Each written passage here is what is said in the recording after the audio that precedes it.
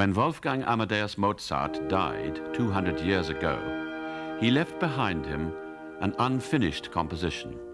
It was a mass for the dead.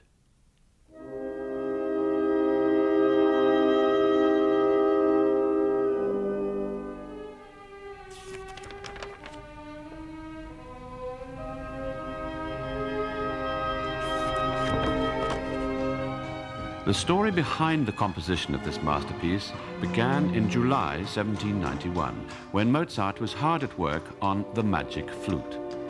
A mysterious grey messenger appeared and handed him a note in which a person who wishes to remain anonymous asked if Mozart would accept a commission.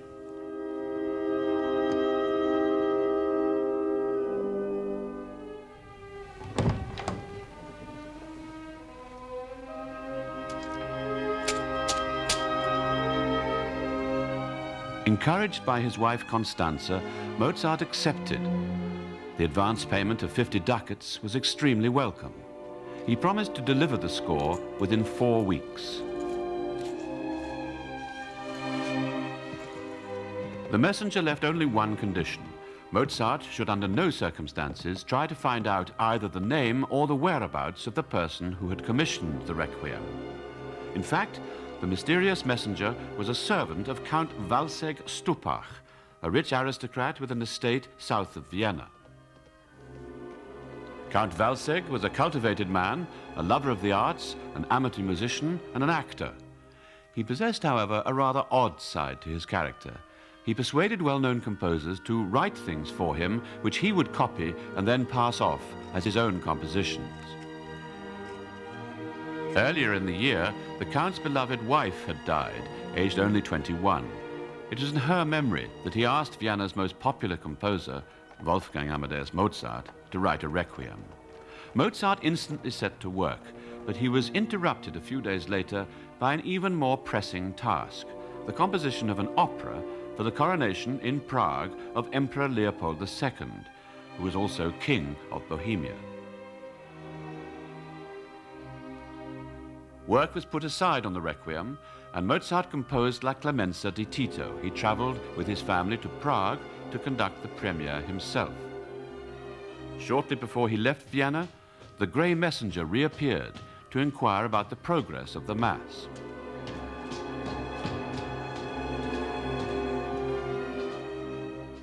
Mozart promised to resume work on the Requiem immediately after his return to Vienna, but he was delayed again by the premiere of the Magic Flute in September and by the need to complete several occasional works, dance music for instance, all of which diverted him from the Requiem commission.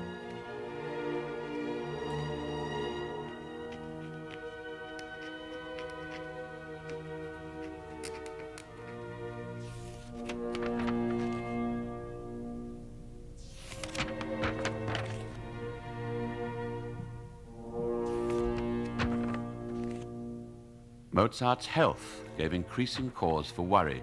He was under enormous stress, and working on the Requiem made him melancholy, for he had come to believe that he was writing his own Requiem. One afternoon, as they were in the Prater, Mozart actually voiced this fear. Constanze hid the score for a couple of days until his mind was at ease again.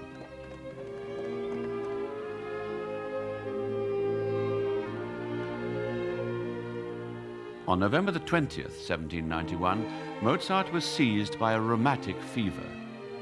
He was confined to bed and had severe attacks of pain caused by internal inflammations.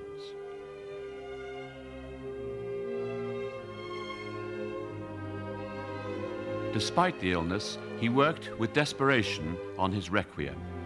He acquainted his pupils with the structure of the work, and he made notes about the instrumentation he planned to use. One day, friends came to sing through the music, Mozart himself taking the alto line. The legend is that Mozart broke into tears when the singers reached the Lacrimosa movement, the last pages of the manuscript which are in his handwriting.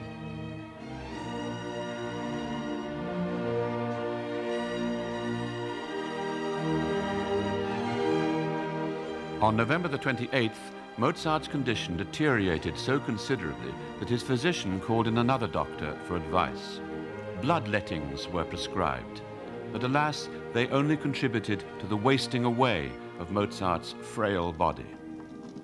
On the night of December the 5th, shortly after midnight, at the age of 35, death carried Mozart away.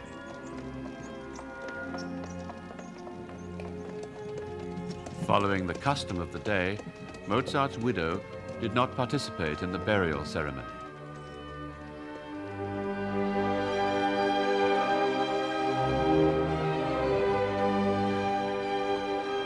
Mozart had died with many debts. It was essential for Constanze not to renounce the Requiem commission. Mozart had left sketches, at least, for nearly all the movements, and Constanze decided to have the composition completed in her husband's spirit by a fellow composer, thus giving the impression that Mozart had managed to complete the work himself.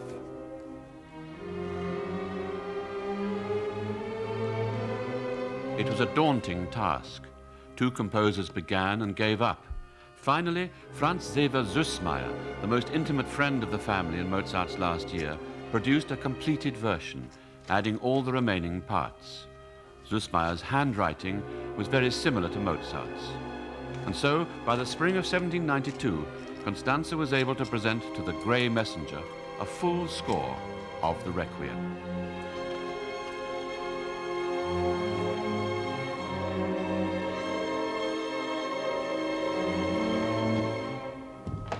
It was here at St. Stephen's Cathedral in Vienna that Mozart's funeral rites took place on the 6th of December.